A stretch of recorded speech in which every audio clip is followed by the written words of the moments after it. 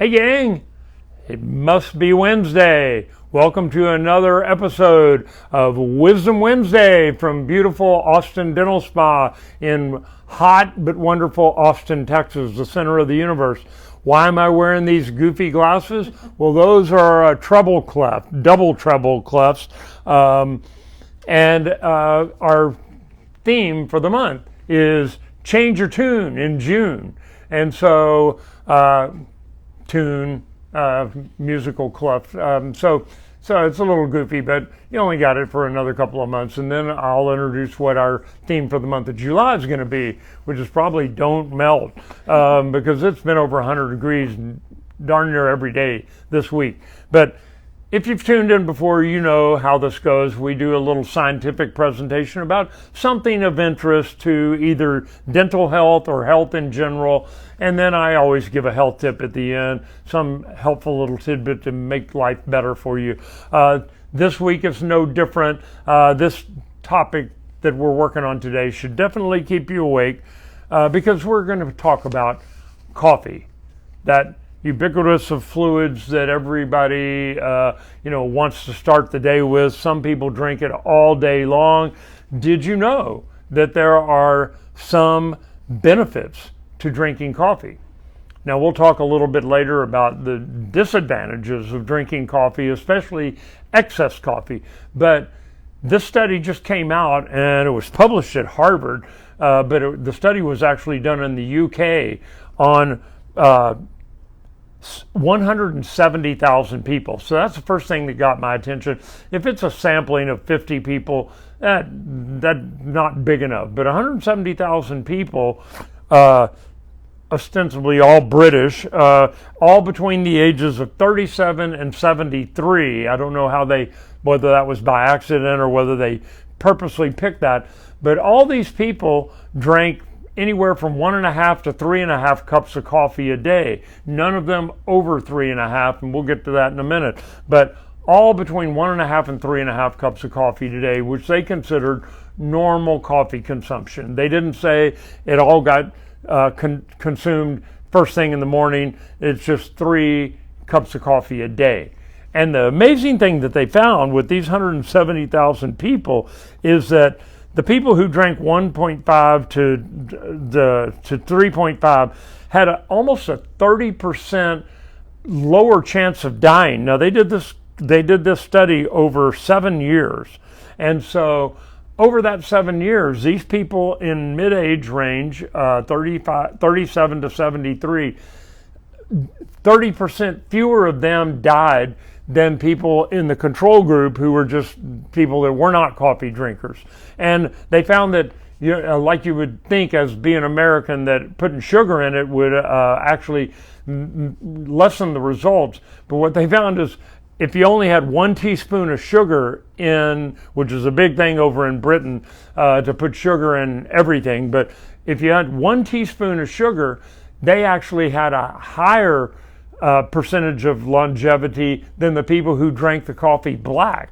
But all of them had close to 30% reduction in mortality just for drinking lower amounts of coffee. Now, we'll get to the caveats here in a minute, but they found also, while we're talking about sugar, as you can expect, if they loaded their drink with sugar, the coffee ceased to have a protective effect, and the increase in the sugar consumption actually caused negative effects on their body. As you can imagine, higher incidence of decay, a rise in their insulin levels, blood sugar going out of control. So 1 teaspoon of sugar a day or coffee black, anywhere from 1.5 to 3.5 cups a day, and you got up to 30% potential chance of surviving longer. The lady that ran the study at Harvard Medical School,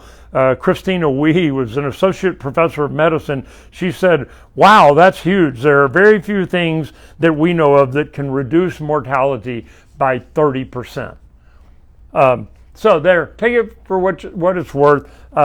increase coffee consumption. You know, we're Americans, we think if 1x is good, 2x must be twice as good, and 3x must be 3 times as good. Contraire, not so with coffee. If you increased it beyond 3.5 cups a day, there were issues like dizziness, higher blood pressure, difficulty in sleeping for those of you who can't drink a cup of coffee before you go to bed at night and still sleep through the night because of that caffeine, that stimulant effect. And so more is not better in this case. And plus, being a dentist, you know, you got to deal with the coffee breath, so you're going to have a terminal case of bad breath if you're continually drinking more than 3.5 cups of coffee a day. We'll get to why they think this is. You know, the people who did the study said we can't rule it out that it was more of an observational study, not a scientific study with double blinds and all that stuff set up. But I found a little interesting fact while I was researching this. Why is coffee called a cup of joe? It's only in America that they refer to it as a cup of joe. Well, it turns out in 1914, America was about to go into World War I, and the Secretary of the Navy that was put in charge of all the naval fleets in the Atlantic, his name was Admiral Josephus Daniels. And in 1914, to get his sailors ready to go to battle, he declared that there could not be any alcohol on any Navy vessels. And so, guess what? Consumption of coffee went up astronomically because they had nothing stronger to drink than water except the coffee. So they all were drinking coffee, and to make fun of him, this admiral who was Secretary of the Navy, his name was Josephus or Joe, and so they started calling the coffee a cup of Joe. Hey, you're going to have a cup of Joe. And so that stuck apparently. I always thought it was because it had something to do with Java or some, you know, some of the other names that coffee is known by. But there you have it. A cup of Joe started in 1914 before World War I. But at least we were sober going into war. At least the Navy was. So they wondered, you know, what happens? Why does coffee have this beneficial effect? And what they think is coffee beans are rich in antioxidants. And as you probably already know, antioxidants fight the free radicals that get released in your body when there's any kind of damage or trauma. These free radicals float through the body, and they're thought to be one of the main causes of cancer cells predominating in some people's bodies. And antioxidants neutralize those free radicals, and so that has an anti-cancerous effect. The antioxidants also have other health benefits, but they assume that is the reason that coffee is so protective. But again, it was an observational study, so they couldn't say that the data conclusively proves that coffee by itself was the only risk of people dying. It could be that some of these 1,700 people in this study also just led healthy lifestyles, or, you know, ate well, other factors besides just the coffee. But I thought it was very interesting and wanted to pass that along to you, that 1.5 to 3.5 cups of coffee could be beneficial to your health without having to do anything else. So, my health tip for the day, of course, have a cup of coffee every day with only 1 teaspoon of sugar or less, or better black.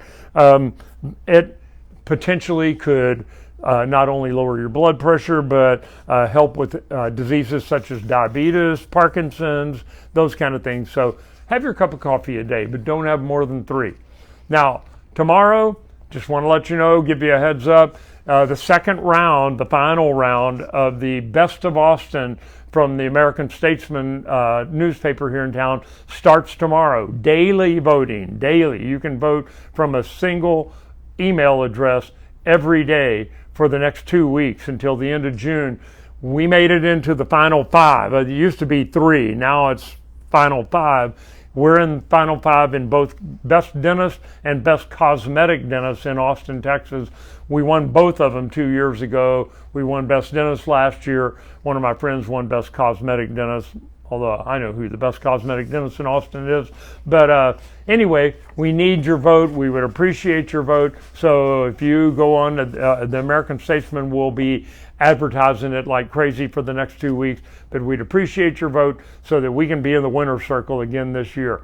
So thanks again, and I'll see you next week for another version of Wisdom Wednesday.